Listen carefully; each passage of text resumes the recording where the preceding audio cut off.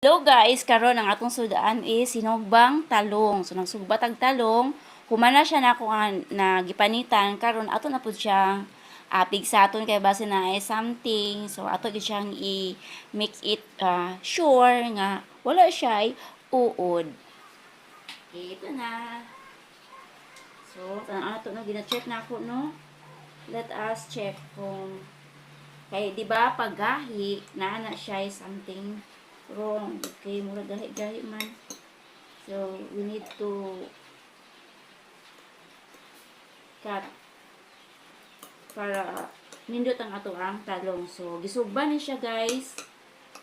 Sinugba. So, we have 5 sinugbang talong. Oh, init-init pa. O, aso-aso pa. Then, we need to separate. So, ito na siya guys. Oh. Ito na. Oh, di ba? May ano